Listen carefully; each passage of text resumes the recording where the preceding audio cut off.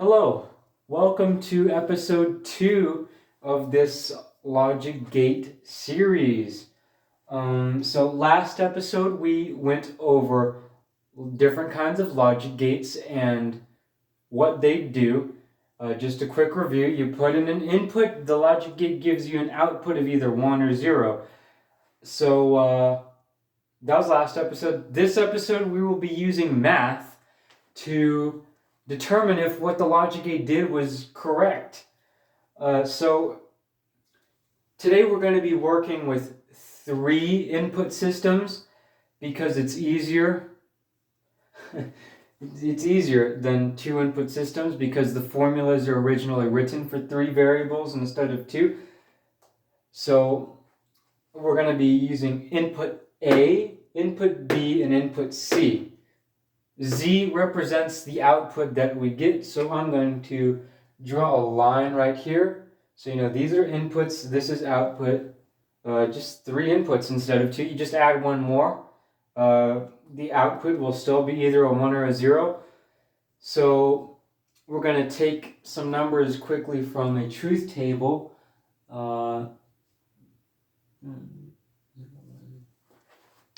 Is 1... Wait a minute. That is incorrect though. So you don't need to know what the truth table is. It's just a table. You put stuff into a logic gate and it just records the 3 inputs, then the output in a table form. It's just rows of these.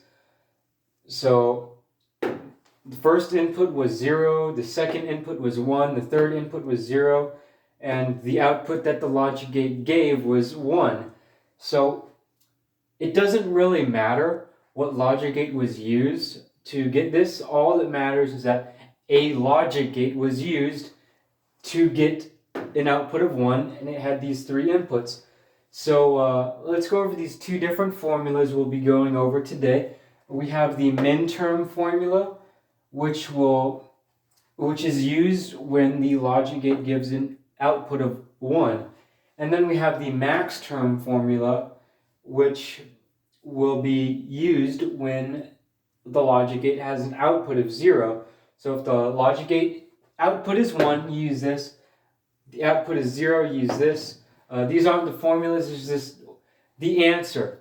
You're going to use the formula, and if this is the answer, then that's correct.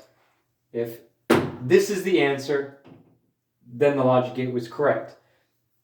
So this one, the output was 1, so we will be using the min-term formula because min-term formula is to prove things that have the output of 1. So I'm going to write this thing down real quick. The min-term formula looks like this.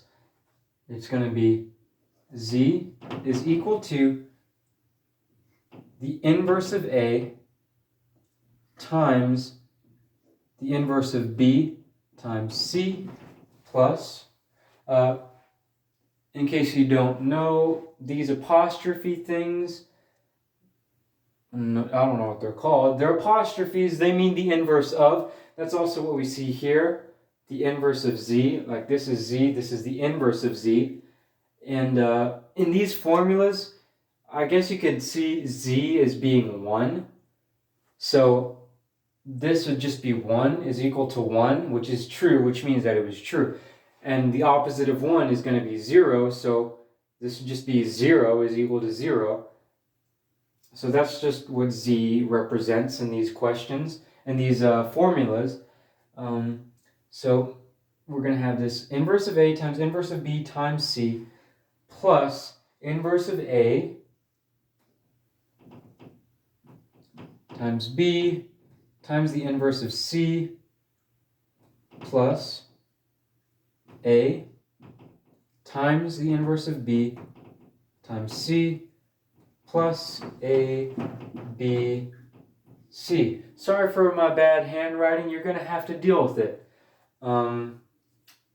So from here, we're just going to plug in these variables and then do some math. So pretty much very exciting and entertaining stuff. So first, First, let's get the inverses of these. Opposite of 0 is 1, opposite of 1 is 0, opposite of 0 is 1. So we have the normal ones and then the opposites, because we're going to use both in this formula. So let's just get started plugging in the numbers.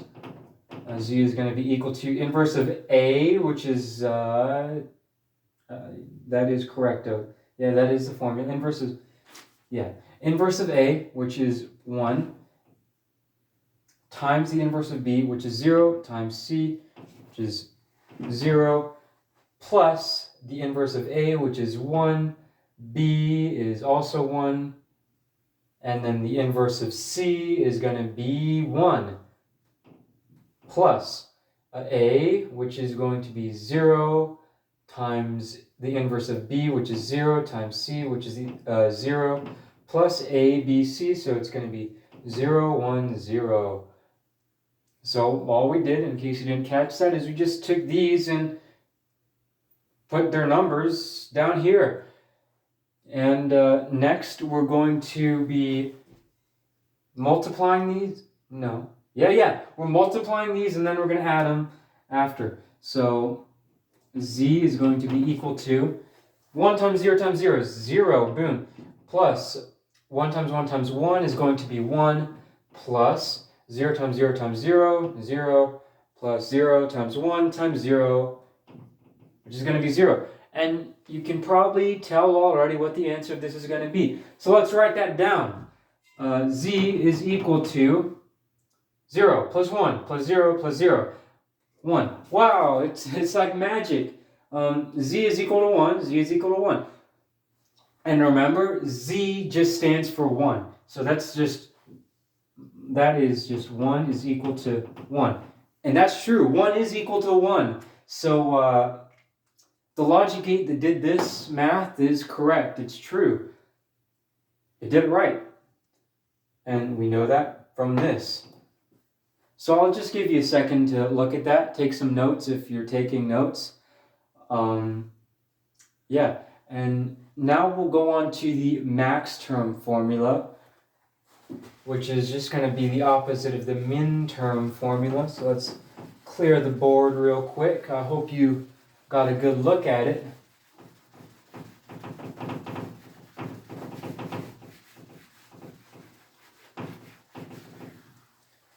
All right. So, let's clear these variables up too.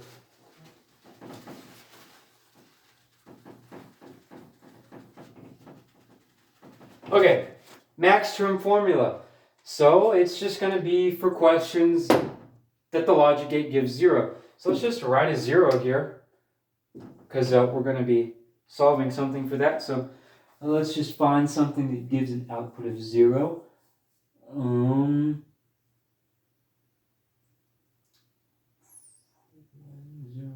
Okay. 1, 0, 1, and then the output is 0.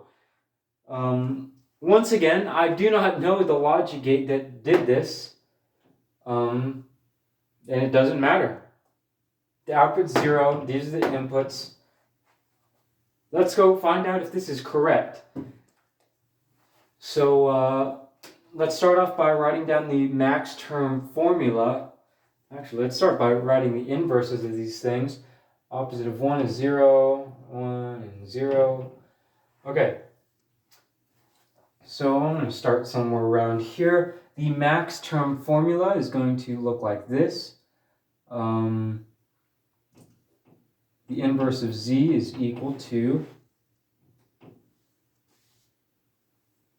A plus B plus the inverse of C times A, inverse of A plus B plus C times the inverse of A plus B, plus B plus the inverse of C. So just to let you know, this is my second time recording this, because on the last one I wrote down this formula way wrong, didn't get this for the answer, and I was extremely upset. So this time, let's hope I do the math properly. So I'm going to double check this. I'm going to double check this formula. I don't want to get it wrong because I don't want to restart. Yeah, it's right. It's right. Triple checking this. Yeah, this is right. Unless it's not right, in which case we're not going to get this as the answer. But let's just start plugging and chugging these numbers. So inverse of z is equal to a, which is 1, plus b, which is 0, plus inverse of c, which is 0, boom, times inverse of a, which is 0, plus b, which is 0, plus c, which is 1, inverse of a, which is 0, plus b, which is 0, plus the inverse of c, which is 0. So, for any of you math people out there watching, you will probably notice this right here. It's going to be a 0, which from this point we already know that it's going to equal 0, because in order of operations, left to right, if we're going to end by multiplying something, it doesn't matter what this gives. If we're multiplying it by 0, the answer is going to be 0, because anything multiplied by 0 is 0. So let's just show it. Inverse of z is equal to 1 times 1 times 0. So we're just taking these. That's 1, this is 1, this is 0. And as you can see, z is equal to 0. And as we talked about before, the inverse of z, because z is 1, the opposite of z is going to be 0 equals 0. And 0 sure does equal 0, which means that the logic gate that did this is correct. And that also means that I don't have to record this again, because last time I did not get 0. So I'll give you some time to look at this math, try to understand it. I don't know, write it down if you want to.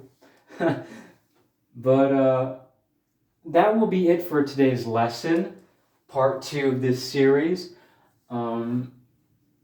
This is the min-term formula. Just let's go over a review. Min-term formula for things that have an output of 1. If it has an output of 1, min-term formula. If it has the output of 0, you use the max-term formula, which is here. And you'll know these formulas are true if when you solve them, you either get this for min-term. Anything that's not this is wrong. Same with max term. Anything that's not this is going to be wrong as well. So that's about it. Thank you for watching this video. I know it is extremely boring because it's math. And I really don't like math, probably as much as you guys. But it's just for the project. Next episode, we'll be doing something more cool, more fun, more entertaining.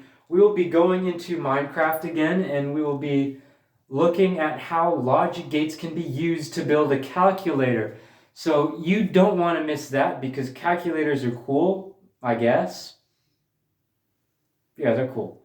But yeah, we're going to be using the logic gates we learned about in lesson 1. No more math. We're done with this math. But we're going to be using the logic gates we learned in lesson 1, and we're going to be building a calculator out of them. And thank you for watching, and I'll see you in the next episode.